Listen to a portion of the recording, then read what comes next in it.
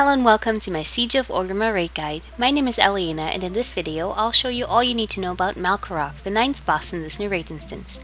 We completed this fight with 2 tanks, 6 healers and 17 DPS, but similar raid configurations may work just as well.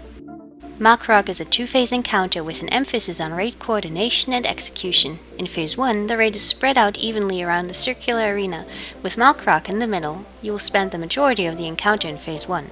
Phase 2 occurs when Malkorok hits 100 rage and is fittingly called Blood Rage, at which point the raid has to collapse in a pre-assigned spot in front of Malkorok. During Blood Rage, Malkorok loses 5 rage per second, so the entire Blood Rage phase only lasts 20 seconds. After that, Phase 1 starts over and the pattern repeats. For the entire Phase 1, thanks to an ability called Ancient Miasma, all healing done to raid members is absorbed and instead every player receives a shield, much like Heroic Tortoise's Crystal Shell. The shield can hold up to 100% of each raid member's maximum health, and it's very important to stack up shields as soon as the encounter is engaged. Should a raid member take enough damage to break their shield, any healing done after that will again add to their shield, but their health is permanently dented until Malkorok uses Blood Rage.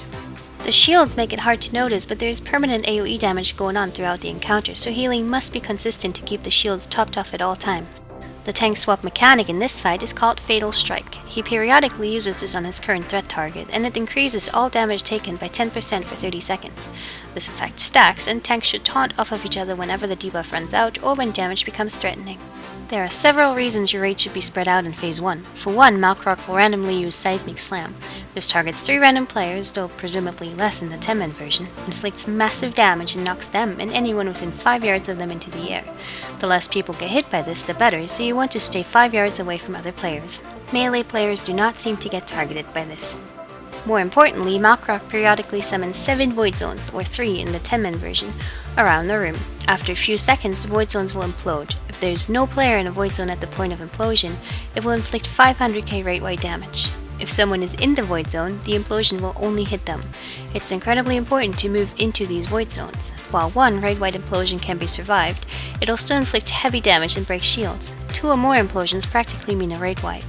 Your entire raid should be watching out for these Void Zones, healers and melee included.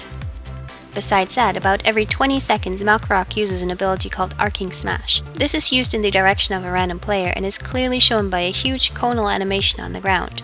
Anyone still standing in the cone when the cast goes off after 6 seconds will take 600k damage. After every 3 Arcing Smashes, you have to look out for an ability called Breath of Erazerz.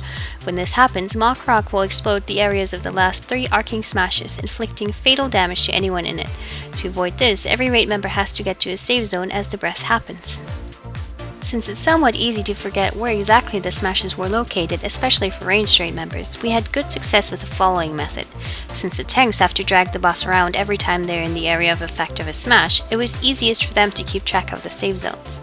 As such, the currently active tank would always be in a safe zone when breath was about to happen, and the raid would simply stack up on them. If your raid members are absolutely sure that they are located in a safe zone, it is not necessary to move onto the tank for a breath, but it's very helpful in case there is any confusion. It's also worth noting that the second breath seems to happen right before Malkorok's first Blood Rage, for which you want your entire raid to be stacked up anyway.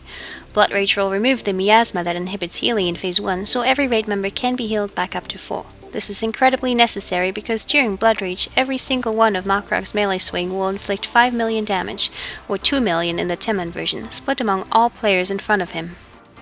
On top of that, Malkorok will occasionally mark several players with displaced energy. This debuff lasts 9 seconds and will inflict some damage over its duration. When it's expired or dispelled, it will explode everyone within an 8-yard radius of the afflicted player for 500k raid damage. It's very important that players with the debuff run out of the raid and wait for the debuff to expire or get dispelled. Hitting the raid with a debuff explosion will most likely cause an instant wipe. Blood Rage only lasts about 20 seconds, but you'll want to have a plethora of raid cooldowns lined up for this, as the raid damage is incredibly heavy. We also saved our Bloodlust for this phase. Once Malkorok hits 0 rage, he'll revert back to Phase 1 and resume his normal abilities. Your raid should immediately fall back into their normal positions and resume soaking Void Zones. After every Blood Rage, Malkorok gains a buff that gives him 25% increased damage done. This effect stacks, but you should never see more than 2 Blood Rages throughout this encounter, as there is a hard 6-minute enrage timer. Those are all the tips that I have for Malkorok. Thank you for watching this guide. I hope it was helpful. I stream most of our raids and other gaming content over at Twitch. I'll put the link in the description box, so come stop by sometime.